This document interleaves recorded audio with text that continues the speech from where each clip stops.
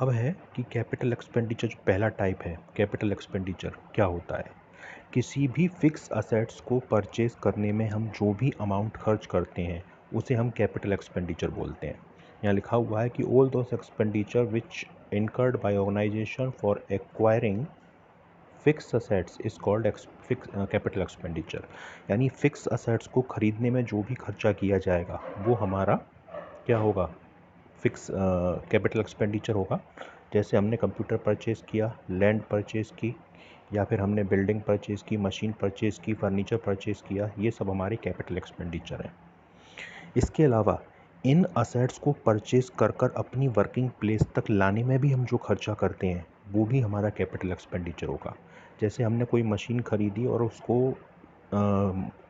उसकी selling place से अपनी वर्किंग प्लेस तक लाने में ट्रांसपोर्टेशन चार्जेस जो पे किए जाएंगे वो भी हमारे कैपिटल एक्सपेंडिचर का ही पार्ट होगा। जैसे यहाँ पे दे रखा है आपको, the money spend on bringing these assets like freight, carriage, money spent on installation of assets, plant and machinery is also capital expenditure. यानी किसी भी असेट्स को खरीद कर लाने में जो हम भाड़ा वगैरह या किराया वगैरह पे करते हैं, मशीन खरीद के लागे तो अपने इंस्टॉलेशन चार्जेस जो हम पे करते हैं वो भी हमारे कैपिटल एक्सपेंडिचर के ही एग्जाम्पल होते हैं। इसके अलावा कोई हमारे पास असेट्स पहले से ही है और हमने उसकी लाइफ या वर्किंग एफिशिएंसी बढ़ाने में कोई अमाउंट खर्च किया तो वो भी हमारा कैपिटल एक्सपेंडिचर कहलाएगा। यहाँ दे रखा है कि enhance the operating capacity in future is also capital expenditure. यानी किसी भी असेट्स की वर्किंग एफिशिएंसी को बढ़ाने में जो खर्चा किया जाएगा वो भी हमारा कैपिटल एक्सपेंडिचर होगा। जैसे हमारे यहाँ कोई मशीन थी, हमने उसमें कोई ऐसा पार्ट इंस्टॉल कर दिया जिससे उसकी जो प्रोडक्शन कैपेसिटी है वो बढ़ गई, तो वो हमारे लिए क्या होगा? कैपिटल एक्सपेंडिचर होगा। कैपिटल एक्सपेंडिचर वो एक्सपेंडिचर होते हैं जिनका बेनिफिट हमें कई सालों तक रिसीव होता है, क्योंकि अगर आपने मशीन खरीदी तो मशीन आपके लिए यूज़फुल कई ईयर तक बनी रहेगी और ये हमारे लिए असेट्स का नेचर की होती हैं। इसलिए जब भी कोई हम कैपिटल एक्सपेंडिचर करते हैं तो उन्हें बैलेंस शीट की असेट साइड में दिखाया जाता है। ठीक है। और ये असेट्स वो होती हैं जिनकी वैल्यू टाइम टू टाइम कम होती रहती है और जो डेप्रिसिएशन, जो इनकी वैल्यू कम होती है उसे हम डेप्रिसिएशन बोलते हैं।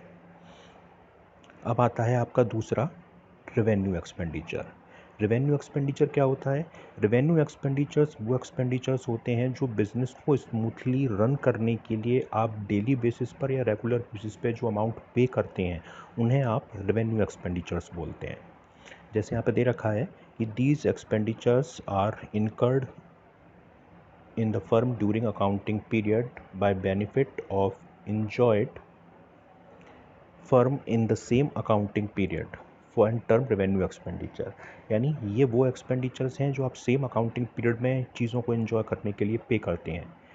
अगर सिंपल अगर लैंग्वेज में कहा जाए तो वो एक्सपेंडिचर जो हमारे बिजनेस को स्मूथली रन करने के लिए डेली या रेगुलर बेसिस पे किए जाते हैं वो हमारे लिए रेवेन्यू एक्सपेंडिचर होते हैं। जैसे purchase of goods and service, आपने रॉ मटेरियल वगैरह खरीदा, या अपने एम्प्लॉय को आप सैलरी पे कर रहे हो, अपने बिल्डिंग का रेंट पे कर रहे हो जहाँ पे बिज़नेस चलता है, गुड्स का एडवर्टाइजमेंट करा रहे हो, तो ये सारी चीज़ें रेवेन्यू एक्सपेंडिचर हैं।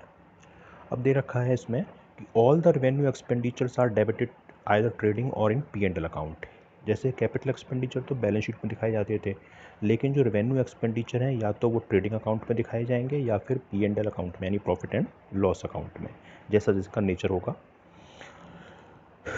इसके अलावा रिपेयर है, जैसे मशीन की रिपेयर करा रहे हैं आप, तो ये रेगुलर एक्सपेंस है, तो ये भी हमारा क्या होगा? रेवेन्यू एक्सपेंडिचर होगा, ना कि capital expenditure.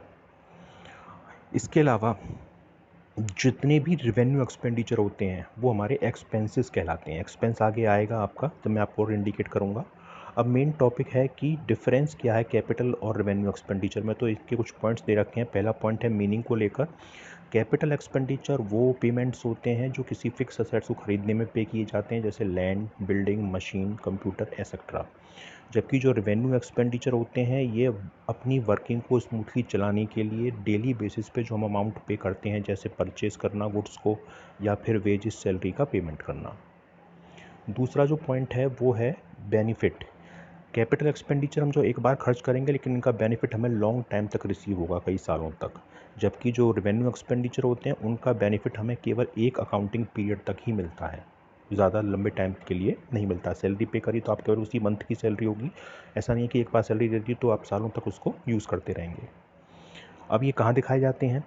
Capital expenditure balance sheet की असेट साइड में शो कराए जाते हैं, जबकि रेवेन्यू एक्सपेंडिचर या तो ट्रेडिंग अकाउंट में या फिर प्रॉफिट एंड लॉस अकाउंट में दिखाए जाते हैं।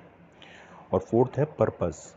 कैपिटल एक्सपेंडिचर का जो मेन पर्पस होता है वो अब हमारी कंपनी या फर्म की अर्निंग कैपेसिटी को बढ़ाना होता है, जबकि जो रेवेन्यू एक्सपेंडिचर होते हैं उनका मेन मोटिव अपने बिजनेस को डेली बेसिस पर मेंटेन करना और स्मूथली रन करना होता है।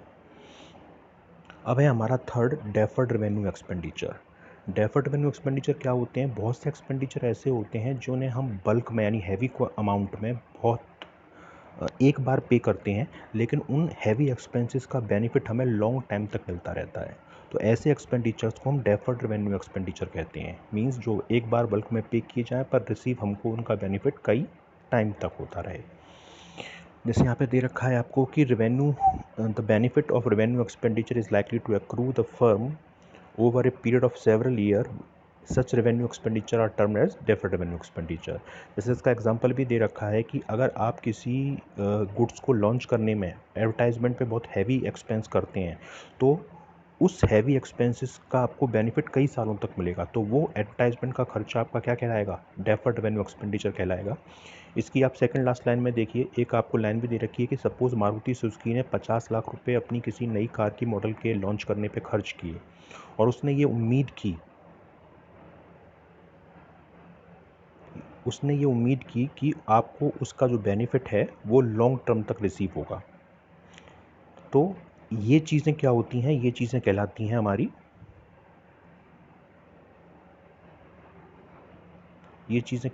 हमारी डेफर्ड रेवेन्यू एक्सपेंडिचर।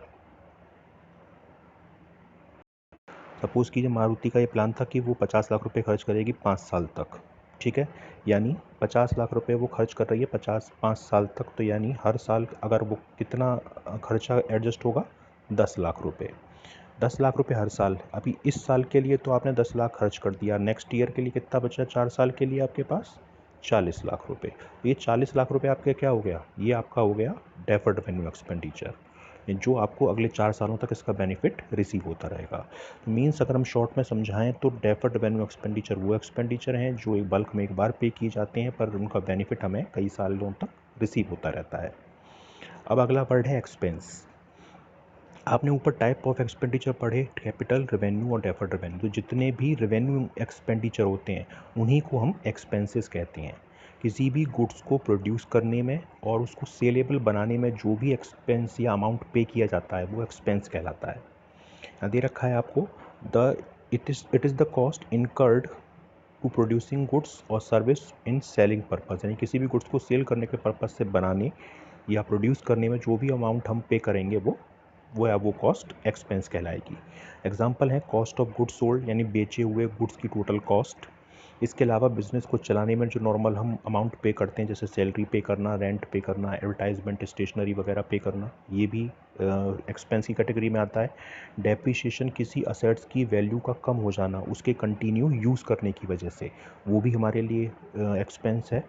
और फोर्थ है कि कोई भी डेटर जिससे हमें अमाउंट रिकवर करना था बेचे हुए सामान का, लेकिन उसने पैसा देने से मना कर दिया, तो वो चीज़ क्या कहलाती है? बैड डेप्ट कहलाती है। वो भी हमारे लिए एक तरीके से क्या होता है? एक्सपेंस होता है। जो मैंने आपको ऊपर बताए, जैसे कॉस्ट ऑफ गुड्स सोल्ड है, ये ट्रेडिंग अकाउंट में आता है, और बाकी के जितने भी ये एक्सपेंडिचर हैं ये सारे प्रॉफिट एंड लॉस अकाउंट में आते हैं। अब देखिए नेक्स्ट टॉपिक है इनकम। इनकम का मतलब आप नॉर्मली प्रॉफिट से मानते हैं, पर बिजनेस में थोड़ा इसका टर्म अलग है। Income is the amount of profit earning during the accounting period, यानी अकाउंटिंग पीरियड में जो हमें प्रॉफिट अर्न हो रहा है वो हमारे लिए इनकम होती है। इनकम नॉर्मली रेवेन्यू से अलग होती है। लोग रेवेन्यू और इनकम को एक ही मानते हैं, पर ऐसा है नहीं, दोनों चीज़ों में डिफरेंस है। किसी भी गुड्स को सेल हम जब करते हैं तो सेल करने से जो अमाउंट रिसीव होता है वो रेवेन्यू कहलाता है, और उस सेल किए हुए अमाउंट से जो अमाउंट रिसीव हुआ उसमें से अगर हम अपनी कॉस्ट को माइनस कर दें तो फिर जो बैलेंस बचेगा वो हमारी इनकम कहलाएगी। यानी रेवेन्यू में से अगर कॉस्ट माइनस कर दी जाए तो इनकम बचती है। जैसे यहाँ पे एग्जांपल दे रखा है कि revenue income is equal to revenue minus expenses. इसका नीचे एक एग्जांपल भी दे रखा है कि सपोज़ हमने कोई 2 लाख का की कॉस्ट का गुड्स 2,60,000 में बेचा, 2 लाख रुपीज़ की कॉस्ट का गुड्स 2,60,000 में बेचा, तो हमें कितनी इनकम अर्न हुई? तो मैंने आपको बताया कि रेवेन्यू माइनस एक्सपेंस, जो गुड्स जितने में सेल होता है वो उतनी रेवेन्यू होती है। तो रेवेन्यू हमारी इसलिए में क्या हुई? 2,60,000, और गुड्स को बनाने में कॉस्ट कितनी खर्च हुई? 2 लाख। तो रेवेन्यू माइनस एक्सपेंस यानी 2,60,000 माइनस 2 लाख यानी 60,000 रुपीज़ हमारी इनकम हो गई। ठीक है, ये रेवेन्यू माइनस एक्सपेंसेस।